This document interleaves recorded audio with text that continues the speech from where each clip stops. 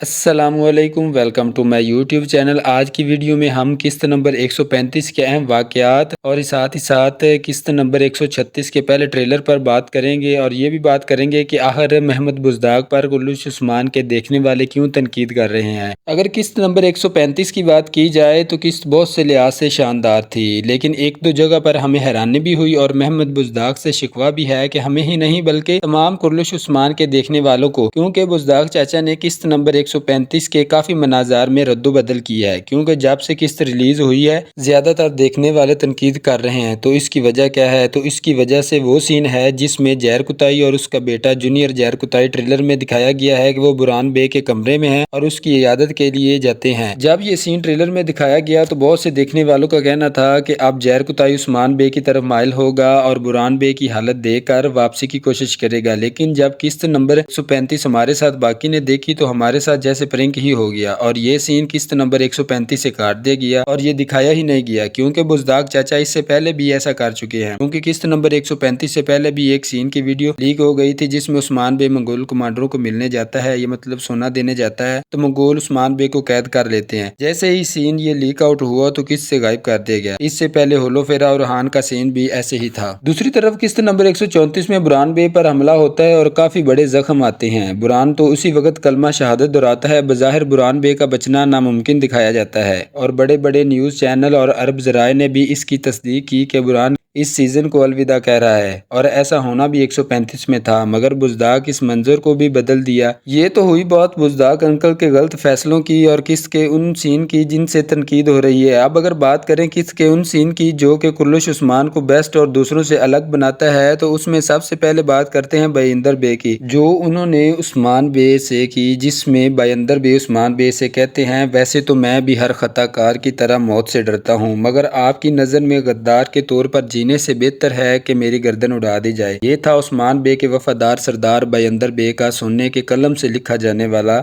और सबसे अच्छी बात यह कि जब उस्मान बे के वफादार सरदार के खिलाफ चाल चली जा रही थी तो उस्मान बे अपने सरदार पर पूरा एतमाद करते दिखाई दिए गए हैं। अगर थोड़ी सी बात बाला मालून और उनके बेटों की करें जिनमें अलाउद्दीन और उरहान बे हैं, तो जब बाला को पता चला कि उसके बेटे यानी अलाउद्दीन को मोहब्बत हुई है, ये सुनकर उसको शक हुआ कि ये जाल ना हो। इस शक को दूर करने के लिए वो गुंजा खातून को देखना चाहती है कि ताकि वो बहू बनने के काबिल है कि नहीं। बेटे को फंसाने की कोशिश तो नहीं कर रही, लेकिन अपने बेटे को एक दफा भी नहीं बोली कि इस लड़की से दूर रहें। लेकिन दूसरी तरफ मालून है उसको होलोफुरा पसंद नहीं आई, इसलिए वो अपने बेटे को शादी करने से रोकती है। वो नहीं चाहती कि उसकी बेटे की शादी हो। आपने भी उरहान और अलाउद्दीन में फर्क देखा होगा। जहां अलाउद्दीन बाइंदर बे के मामले में उनको बेकसूर साबित करने में लगा हुआ था, वहां उरहान बे बाइंदर बे को गद्दार साबित करके सर कलम करने की कोशिश कर रहा था। बाला ने दिल पर पत्थर रखकर उस्मान बे की दूसरी शादी होने दी। अगर बाला इजाजत ना देती तो हो सकता है उस्मान बे शादी ना करते, लेकिन बाला ने खुद उस्मान बे की शादी करवाई, क्योंकि कभी कभी दूसरों को खुश करने के लिए अपनी खुशियां कुर्बान करनी पड़ती हैं। बाला शेख अदब अली की बेटी थी, क्योंकि वो रूहानी रहनुमा थे, दिल से फैसले करते थे, तो उनकी औलाद भी आगे दिमाग पर दिल को तरजीह देती है। इसी तरह मालून सरदार की बेटी हैं, तो वो बहुत से फैसले दिमाग और दिल में से दिमाग को दिल पर तरजीह देती हैं। ऐसा ही उरहान और होला फेरो के फैसले में किया। बाला और मालून आज उस्मान बे की दो बीवियां हैं, लेकिन बीवियां नहीं बल्कि बहन बनकर रहती हैं। लेकिन शुरू में इनमें इख्तलाफात थे जो वक्त के साथ दूर हो गए। ये दोस्त और बहनें बन गई। बाला ने कुर्बानी दी, इसके मुताबिक इसे बेटा मिला, मतलब जो कुर्बानी देता है इनाम भी उसी के लिए रखा गया है। ये सीन सोचते हुए हजरत इस्माइल अलैहिस्सलाम के वालिद की कुर्बानी याद आ गई, जिस सूरत में उनकी नस्ल में से नबी पैदा हुए। यहाँ बताने का मतलब हरगिज ये नहीं कि मैं उनकी बातों को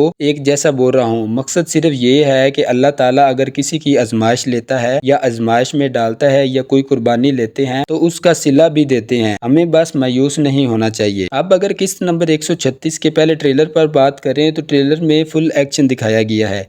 एक साइड पर उस्मान बे मंगोलों को जहन्नम वासिल कर रहे हैं, तो दूसरी तरफ सोगोत में अलाउद्दीन बाला सलीबियों का सल्ब कलम करते नजर आ रहे हैं और उरहान बे जो बाज़ंतीनी सिपाहियों को कुचलते नजर आ रहे हैं। इन सब की जब खबर याकूब बे को पहुंचेगी कि हवेली या उस्मान बे का महल लावारिस है, तो वहां का निजाम खुद कंट्रोल करने के लिए उस्मान बे के महल पहुंच जाता है। लेकिन आगे उरहान बे उनसे पहले मौजूद होते हैं और याकूब बे को मना करते हैं कि मैं अपने बाबा जैसा नहीं हूँ। अगर मैंने अपना दिमाग खो दिया گیا تو نہ ہی میں سلطان کو دیکھوں گا اور نہ ہی کہ یہ کس نے حکم دیا اور نہ ہی کوئی حکم مانوں گا۔ اس سے تو ظاہر ہوتا ہے کہ آنے والی قسط بہت ہی شاندار اور ایکشن سے بھرپور ہوگی، جس میں ایک طرف عثمان بے منگولوں سے لڑتے نظر آئیں گے تو دوسری طرف علاؤالدین اور بالا صلیبیوں کے ساتھ لڑتی نظر آئیں گی اور یعقوب بے کو سامنا ارحان بے کرتے نظر آئیں گے۔ تو امید ہے کہ آنے والی قسط بہت ہی شاندار ہوگی۔ یہ تو تھی ہماری آج کی ویڈیو جو قسط نمبر 136 کے پہلے ٹریلر پر اور قسط نمبر 135 کا ریویو تھا۔ امید ہے آپ کو پسند آئی ہوگی۔ ملتے ہیں نئی ویڈیو میں، تب تک اپنا بہت سارا خیال رکھیے گا۔ اللہ حافظ۔